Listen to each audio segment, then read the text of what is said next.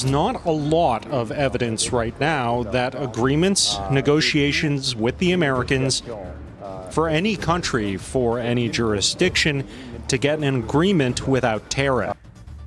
In the latest round of trade talks between Canada and the United States, a harsh reality is settling in. Even with a deal, tariffs may still remain. Prime Minister Mark Carney has admitted that no country so far, Mexico, the EU, or Canada, has secured a trade agreement with the US that avoids tariffs. Under President Trump's approach, tariffs aren't a threat, they're the starting point.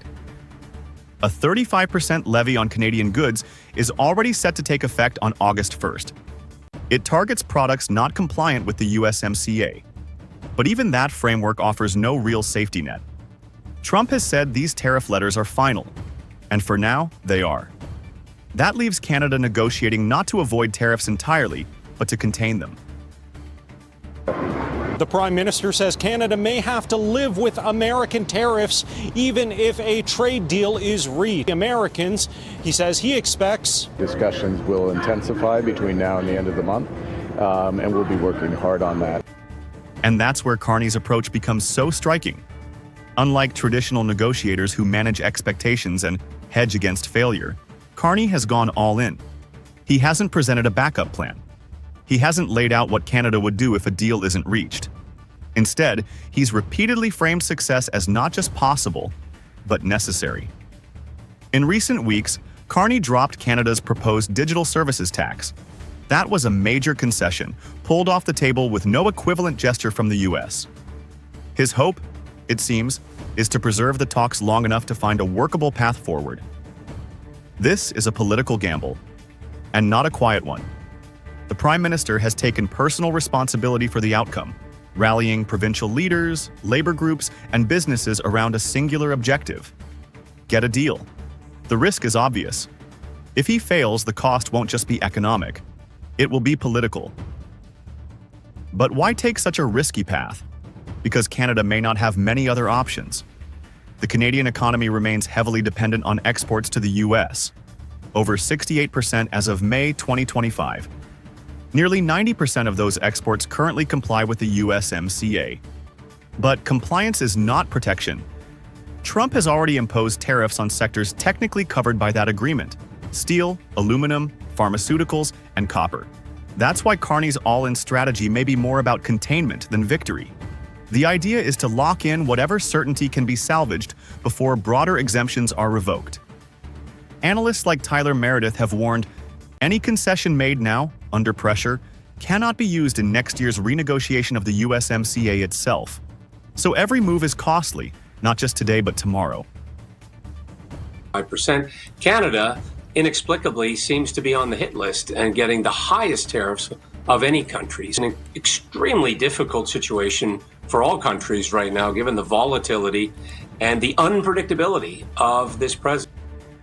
All of this is unfolding under the watchful eye of a Canadian public that, according to recent Angus Reid polling, wants a tough stance against the US tariff campaign. But there's a gap between what voters demand and what the government can afford. If Canada walks away without a deal and Trump expands tariffs to all goods, the economic hit could be severe. A recent Yale study projected that a full-scale tariff war could shrink Canada's GDP by up to 2.1%, with job losses exceeding 700,000.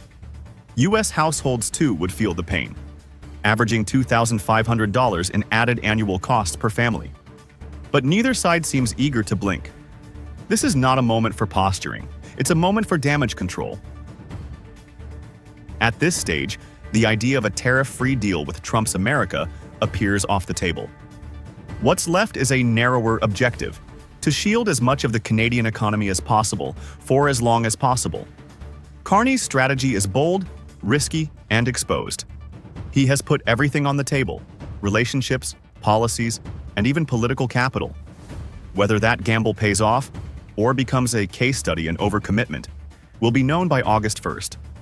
One thing is certain: in this negotiation, there are no clean wins, only degrees of damage. The trade war between Canada and the United States causing economic uncertainty, Canadian leaders are looking to Asia and Europe for reliable trade partners. European negotiators say trade between the U.S. and EU could be effectively cut off if Trump goes ahead with a 30% tariff that he threatened over the weekend. America's global influence was built not just on military power, but on long-standing partnerships, especially in trade. Today, that foundation is starting to break. If President Trump continues to raise tariffs on key allies, the United States risks more than short-term retaliation. It could lose its central role in the global economy. Canada is shifting its trade strategy. The European Union is preparing to strike back. And together, these moves are showing that the world may be ready to move on without U.S. leadership. The deals are made. There are no deals to make. They would like to do a different kind of a deal, and we're always open to talk. We are open to talk, including to Europe. In fact, they're coming over, they'd like to talk. President Trump believes that high tariffs will force other countries to accept better trade terms. But if those countries decide to stop relying on the U.S. altogether, the result could be long-term damage. When global supply chains adjust, the changes are not easily reversed. Companies may move production away from North America. Trade flows may shift permanently. Key U.S. industries, like finance, pharmaceuticals, and technology, could face new restrictions and rising costs in foreign markets. And once trading partners begin to rely less on U.S. systems, including the dollar and American tech platforms, the U.S. risks being left out of decisions that shape the global economy. The European Union is treating Trump's tariffs not just as an economic threat, but as a strategic rupture. Officials in Brussels say a 30% tariff on EU goods could effectively wipe out transatlantic trade. According to the European Commission, the U.S. imports more than $600 billion annually from the EU, while exporting only $370 billion. At first, the EU held back, pausing a $25 billion countermeasure package to allow for dialogue. But they've already prepared a larger $72 billion retaliation if talks collapse. Their strategy is twofold: de-escalate if possible, but punish if necessary. What's notable isn't just the scope of the response. It's the areas being targeted, U.S. services like finance and tech, where retaliation would hurt most. Last month, you look at the data from Statistics Canada, which looks at the month of May, and we saw the highest amount of merchandise exports to non-U.S. countries since at least 2021. Canada's response has been quieter, but no less consequential. After Trump's tariff announcement, exports to the U.S. dropped sharply. In May 2025, Statistics Canada reported just $41 billion in exports to the U.S., a 25% decline from January. Meanwhile, exports to non-U.S. countries rose to $19 billion, the highest since 2021. Canada is redirecting gold to the UK, oil to Singapore, pharmaceuticals to Italy. More than that, Canada is reopening dialogue with India, despite political tension. For Alberta and Saskatchewan, accessing India's pulse crop market is critical. This isn't just diversification, it's a structural shift. Prime Minister Mark Carney isn't threatening countermeasures. He's methodically building an economy that no longer depends on the U.S., a move supported by both policy and public sentiment. Trump's strategy is clear. He believes pressure forces deals. But pressure without flexibility can create fractures. The EU isn't folding, Canada isn't waiting.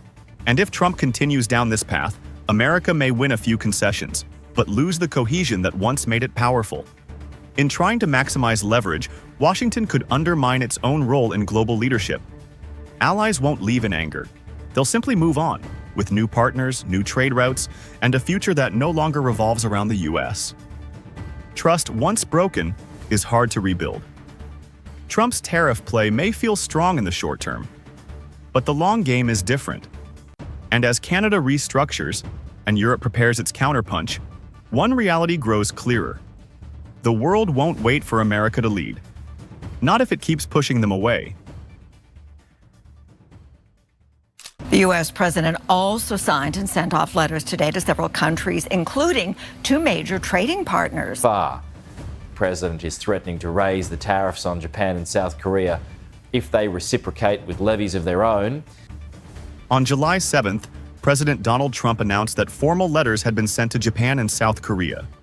Starting August 1st, all exports from these countries into the United States would face a 25% tariff. These weren't routine policy updates. They were public warnings, delivered through Truth Social, meant to pressure. And while aimed at securing trade concessions, the impact has been deeper, shaking alliances, markets, and America's global credibility.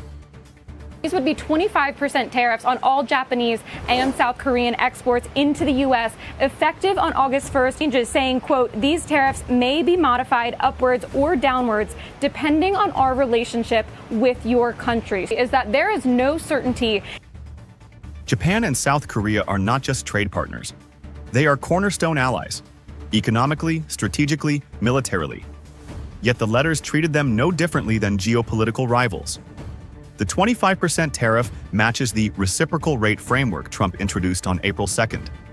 South Korea had already faced this rate. Japan was at 24%. Now, both face the full increase starting August 1st, unless they open their markets to U.S. goods. Markets reacted swiftly. On July 7th, Nissan's stock fell 5%. Toyota dropped 1.25%, Honda 1.5%. U.S. indices also dipped. Dow, Nasdaq, and S&P 500 all fell about 1%. This wasn't about numbers alone. It was about trust. And trust once broken is difficult to rebuild. America's Asian alliances are now under strain not because of war, but because of a letter. The White House insists this is a calculated strategy, a show of strength, a negotiation tactic. The tariffs, they say, are conditional. If Japan or South Korea retaliate, the rates will rise further. If they open up, they might come down. But here's the catch. Behind the scenes, Treasury officials admit there's not enough bandwidth to negotiate one-on-one with over 100 countries. Many, especially smaller economies, will simply face blanket tariffs between 10% and 25%, regardless of context. Trump's executive order signed July 7th pushed the original July 9th tariff deadline to August 1st. It gave more time, but not more clarity. The administration's plan for customized deals for every country sounds powerful on paper. But without capacity to follow through, it risks becoming a chaotic patchwork of threats with no structure. And this uncertainty, what happens if deals don't materialize, is exactly what markets and foreign leaders fear. This isn't targeted protectionism. It's tariff diplomacy by pressure, and it's backfiring. With negotiations already underway, Canada wasn't among the countries that received a tariff letter. That's because it's already deep in trade talks with the U.S., with a deadline set for July 21st. Canada's recent withdrawal of its digital services tax opened the door to dialogue. But Prime Minister Mark Carney hasn't conceded further.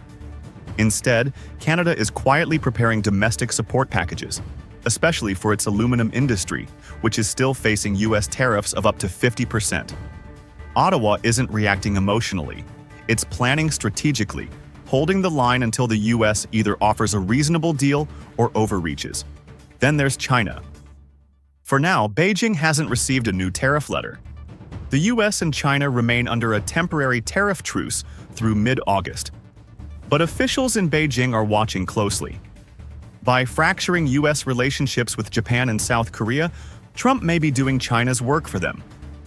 Beijing isn't rushing to escalate. Instead, it's likely positioning itself to benefit from any lasting rift in the U.S.-Asia alliance system. Trump's letter may not have shocked China, but it certainly interested them. Trump's tariff letters are meant to force deals, to show strength. But they've exposed a different reality. Japan and South Korea, once among America's most reliable allies, are now bracing for economic penalties from the very country they've supported for decades. Canada is quietly resisting. And China, so far, is playing the long game, waiting for divisions to deepen. America still holds the cards. But diplomacy built on pressure alone doesn't just fail to persuade. It pushes partners away. And in a world where alliances matter more than ever, these letters may end up isolating the United States, one ally at a time.